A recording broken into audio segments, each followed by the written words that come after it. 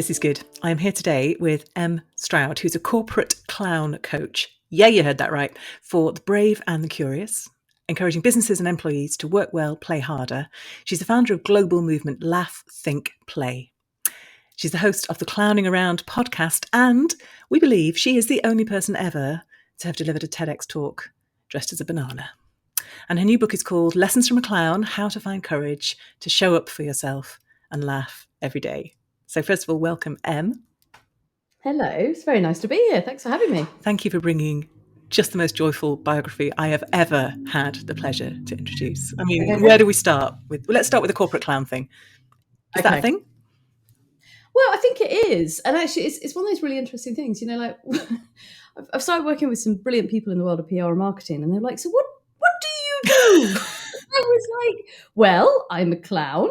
And I work with lots of corporates, and I've also been coaching people for 25 years, sort of thing. So, and it was this amazing woman, Sophie, that I'm working with, and who came up with, well, how do you feel about being the corporate clown coach? And I was like, well, it makes sense. And also, I think when it's quite hard to kind of pin down what somebody really is, finding those three words that are all true really resonated. So yeah, that's how it came up. And I'm now the corporate clown coach, amongst other things. I mean, you make me think of what three words then? You say, I locate myself with these three words. Yes, you will find someone that understands big business, who is also genuinely a clown and has also been a coach for a long time. Here I am. That's a great game. We should all sort of think of the three words that sort of locate us on our kind of demographic, psychographic map and position in business. Good, that's brilliant, isn't it? There's an app in there somewhere. Love that. Yeah. So clown is, it's such an interesting, multi-layered, emotionally laden, historically loaded word. Let's unpack it a little bit. Short word. Yeah. And people think they know what they mean, but you know, so you talk in the book about the different reactions you get when you talk about being a clown, from the naked fear to the sort of, go tell us a joke then. So what does it mean to you to be a clown? To me, it's meant freedom, and to me, it's been the easiest way, I think, for me to describe is it felt like I came home. Mm-hmm. So I rediscovered clowning. So I'd done some clowning back when I was at university, and because I did a theatre degree, and I went over to Italy and I studied commedia dell'arte. And commedia, for those of you that might not know, that is kind of the roots of where pantomime comes from. And so Punch and Judy. And Punch and Judy, exactly. And when I went over there, I loved it. And I really sort of reveled in doing that course and enjoyed it. And then for other reasons, I then was like, but I want to go into business and I'm an improviser. And so I kind of parked the clowning. And then about, 5-6 years ago, I just kept looking at this, one of the top clowns in the world's website. So her name's De Castro, and there's sort of arguably 4 top clowns in the world. And when I say clown, my sense of clowning is very much the theatre clown. Mm. So think kind of the Shakespearean fool or the court jester. So we're in essence the truth tellers. So we're the observers of life, and we always come from a kind place. And because we're the truth tellers, we'll say really what's going on. So because we use humour, we get to get away with saying stuff that other people can't. Hence, the court jester could say stuff and wouldn't be killed by the king. I mean, that's such an interesting parallel for business, isn't it? You think about the courtroom where everybody was very subservient, everybody was observing protocol, and there was this one person with the license to say anything and to call out the king. And you kind of you could see how that would work in a boardroom. Yeah.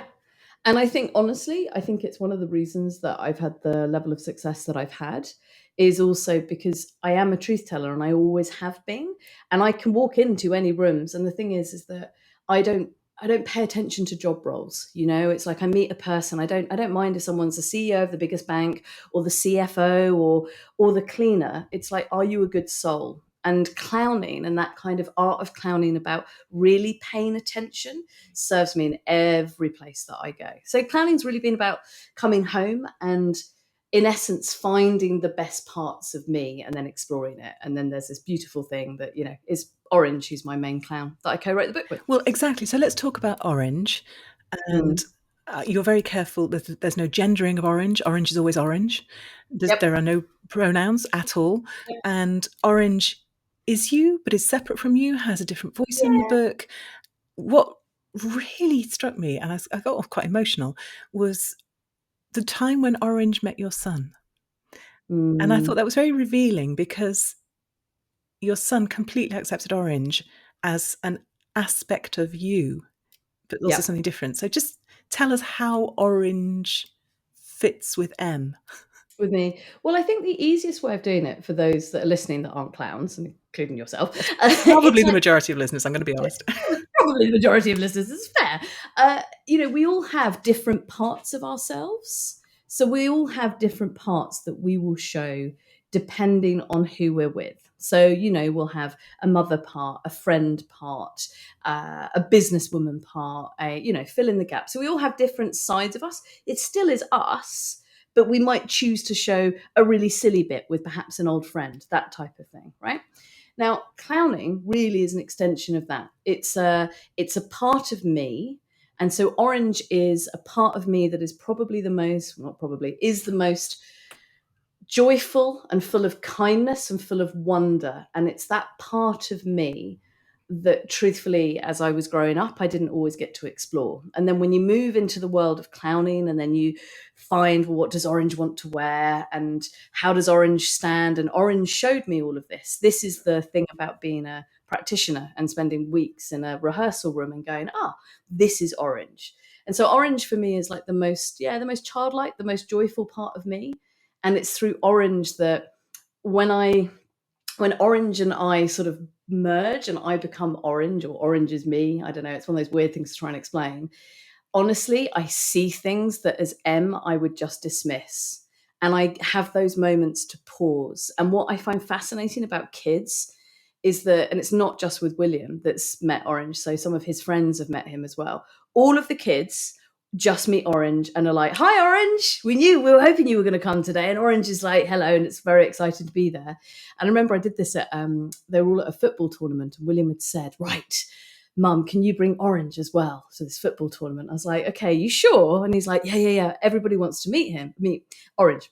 And I was like, "Okay." And so then Orange came out, but the parents were there. All the kids were like, "Hi," and all the parents were like, "Who is this?" I was like, "I'm Orange." And it just struck me at that moment. And then I had to explain, and then I came back as Em. And then I had to explain to the parents who Orange was. And they were like, "Oh," whereas the kids just felt it. And they felt that open heartedness and they felt that there was nothing threatening. And so I think for me, that particular, Orange as my clown helps me access that amazing state that we can all have, which is that permission of how do we get back in touch with ourselves and our joy. That's so interesting. And that when you say bring Orange, I mean, of Yeah. course, Orange is M and M is Orange. So of course you can't not bring Orange. Spoiler alert, kids.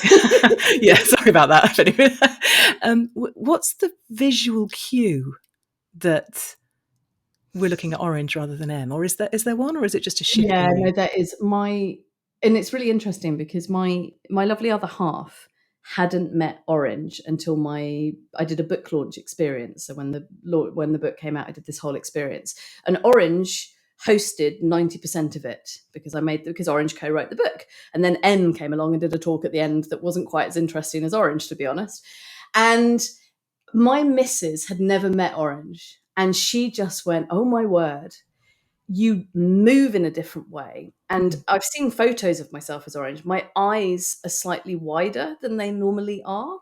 And there is just something, I don't know, I've got a fairly innocent face anyway, but Orange has a really innocent face. And there's just a different level of energy. So it's almost like when I step into Orange, this whole part of me, the physicality just naturally flows because I know Orange so well. But yeah, it's the eyes.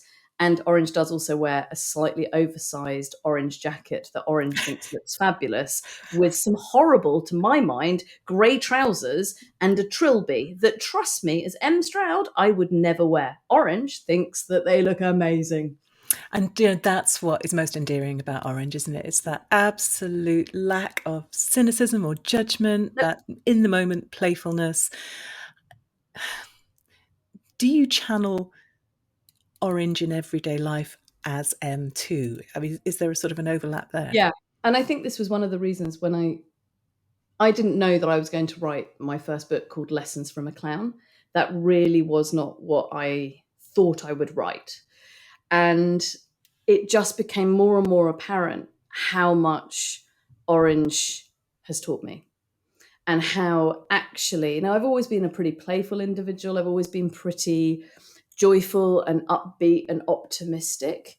But Orange enabled it to go to a whole other level. And it actually helped a lot of the kind of the pieces of my puzzle to really make sense. And so as a result of that, it was like, yeah, I'm deeply passionate about people being kind to themselves. Yeah. But in order for people to do that, Orange really reminded me I had to be really kind to myself. There's a sort of microcosm, isn't it? We've been talking about different levels here. The historic role of the clown for kings, in courts. The role of the clown in the boardroom. Yep. The role of the clown in your life at all different levels. There's a license. There's a permission there for something that is essential, but we as grown-ups find hard. Yeah, I mean, it's this really strange thing, and I think for me, I realized that one of my purposes of life is to help adults rekindle the wonder and joy of play. Now, I'm in no way suggesting that everybody should become clowns, but what I am really suggesting is that why, as adults, are we so fearful about play? Why do we not allow ourselves and prioritize play? And quite often when when I'm running workshops or I'm working with big businesses, it's because people are worried they're going to look stupid or they're going to get it wrong. Or, we've hit this point of adults of like, well, I put on all my professional masks and this is what I do. And I'm very serious and I'm a lawyer and I might occasionally play with my kids. But even when I play with my kids, I'm kind of thinking about 4 other things that I really should be doing. And for me, again, coming back to what Orange taught me, and, Orange is my truth and it's the only truth I have. It's like, actually, it's through play that we can connect. And it's through play that we can find our own sense of wonder and our own sense of joy. And actually, you can't get it wrong. Like, we were all little kids and we'd all play in different ways. And that's one thing that I think is really important. Everybody's definition of play is different, but it's about remembering what it is and also being open and curious, going, well, I'm no longer 7, so maybe I wouldn't like to do that anymore. But I wonder... Or maybe I would. Maybe you would. And it's just like, and that's the thing, because quite often people go, but what if I don't like it? I'm like, well, then you just don't do it again. And us adults, we get so fixated, and it's like, no. And, look up and see the wonder, pay attention to the small details. And that's really what Orange has properly gifted me. It's like every day be fully present. And if you're fully present, you can only really see how extraordinary the world is rather than all of the bad stuff, I mean, it's a wonderful vision. It's human, it's kind, it's playful. It's yeah. Kind of all, we just need to be a bit more Orange, all of us. Let me ask you a question, Em. Is writing play? Oh, that's a question. I think when I started this book, it wasn't. So you have to remember, I come from a theatre background, so a theatre and a business background. So I've written one-woman shows. I've written scripts of full-on sort of proper theatre productions. But the way that I've always written has always been through the process of devising and working with someone else who will then take the process and then will write. So I never viewed myself as a writer. And and I had that beautiful message from school, where you can't write, etc. Turns out I can. Turns out when I went to uni, they were like, are you dyslexic? And I was like, don't think so. Turns out I am. So I had all of those different things to jump through. So when I first started, even the nebulous idea of, I could write a book, it categorically was not play. And so unsurprisingly, I didn't like it. And fortunately, I then went, okay, let's go back. How can I make this so that this becomes joyful? How can I make this playful? Even when sometimes I just sit there and nothing comes. And actually, the thing was, it was all about how I showed up to it. And so now when I sit and I write, and I'm just starting my second book, I sort of go, okay, how can I make this the most fun, even if I end up only writing 3 words? And it's like, because the outcome's irrelevant. Because I know I'll get there, because I've already got evidence, because I've already got one book that I've held in my hand and has gone out to the world. So I think it can be. I also know that within play also can be work. And that's the thing, within the structures of play, if you think about improv and things like that, there's a discipline, there's routines, there's practice. And my clown coach and my clown, she, De Castro, she is all about, you have to have discipline, you have to have punctuality, you have to have muscle memory. There is about precision. So anybody that thinks that us clowns just rock up and are like, da-da, here we are, absolutely not. There's a whole load of skill and expertise. So even in the most playful thing, there's all of those things, which I think does correlate to writing. That was a really long answer about play and writing. I'm so glad I asked that question. What a brilliant answer. But I want to go further, because you say, how can I make it fun? Tell us, what do you do? What does that look like for you? Different things. So for me, there's many different things that I've worked out work for me. So sometimes it's simple as, change of location. It's like, okay, cool, I'm going to go and write in different places. And other times I go, right, okay, let's set a timer. But I set myself a timer of 10 minutes and go, how many words can I write in 10 minutes? That's such a great way of just bypassing the judgment, isn't it? Yeah, and you're like, I've only got 10 minutes. I also know that one of my strengths is that I stand up and I speak a lot and I podcast and do all that kind of stuff. So I record myself in terms of thinking and then get it transcribed. That is so much more playful because I can be walking my dog and be like chatting on my phone. So it just looks like I'm having a call. And, and that by its very nature helps. And then quite often I will now get various different, I've got them here actually. I've got loads of little things like this. This is story cubes, which I really like, and so you just get these kind of little dice and you kind of go, okay, how's this going to fit in? This one is about a key and a turtle. So I'll just write something about a key and a turtle, and then I can go, right, how could that possibly fit into what it is that I'm building? But again, and people who haven't done improv, people who don't use those sort of random prompts will be like, what are you talking about? How? The whole point is that you start somewhere different. Yeah. That there's nothing here for you. There's nothing, you're not in a rut because you never normally think about keys and turtles. So it's just that energy of starting somewhere completely different is incredibly empowering, isn't it? Yeah. And I think the other part for me about the process to keep it playful and to keep it light is having people around you that are doing the same stuff, That's why I love what you do. And it's that thing of, I've got my book person that is my kind of like keeps me on track, and that's brilliant. But I've also got a couple of mates that are writing books. And so we'll go and we'll have a beer and we'll go, right, okay, 5 minutes, complain about how bad your writing was this week. But when you've got beer and you don't say anything back to anyone else, you just listen. And you go, well, what I wrote was garbage, or whatever it might be. And again, that connection, because I think writing can feel, for someone like me who's naturally an extrovert, I think sometimes the fear at the start was, I'm going to have to spend a lot of time by myself in my own head. Yeah. And actually, for me, writing in community is really important. Although you actually have a community in your own head, to be fair. Well, that is true. I actually really do have a community. I've got Orange, and then I've got Frank and Barbara. So I've got 3 clowns. So yeah, and that is it's funny that you say that actually, because I did actually let Frank try and write some of my current book. Didn't go very well. Frank's not his strong suit. Frank's my new clown, and he tries really hard, but everything goes wrong. So unsurprisingly, the writing wasn't that good either. I bet it was fun though. Yeah, exactly. And that, going back to the points about the prompts as well. I mean, one of the, obviously you've got a background in improv as well. And we've talked about that a little bit on this podcast before. I think it's just so fascinating. But what's wonderful about that is, again, the suspension of the negativity. So with improv, you just have to take what's given you and build on it. You can't block it. You can't say no. And I think when we are in our own heads writing, a lot of the time we block ourselves. So we offer ourselves a sentence, and then another part of us goes, oh, that's rubbish, that's all right. And you kind of, you immediately step in with the judgment, the editing, the so on. And building that discipline, actually, of refusing to block yourself, of building on that energy, of seeing where it goes, of trusting that the process is going to take you somewhere useful, even if it looks like garbage right now. That's a great discipline, isn't it, as a writer? It so is. And I think there's something really important about that word trust, because when you actually just go, okay, there's that sentence, and you don't have any agenda with it, and you kind of quieten that voice that goes, that's not very good. If you trust that it's come out for the right reason, because writing, it's a we're sort of, when you're in that beautiful state of flow, however you describe it, you kind of, everything is like, oh, this is going very well and everything like that.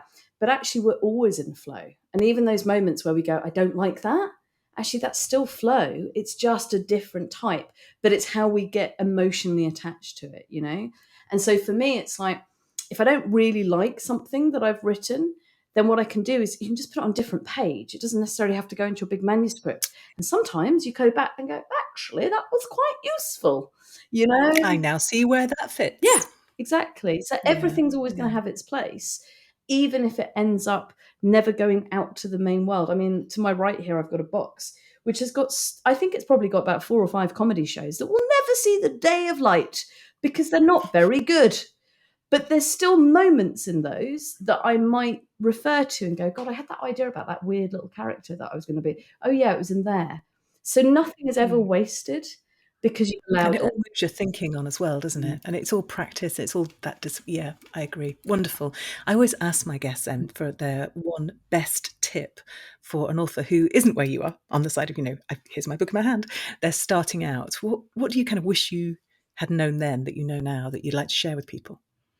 I think the biggest thing for me, and the biggest thing that surprised me, was don't do it by yourself.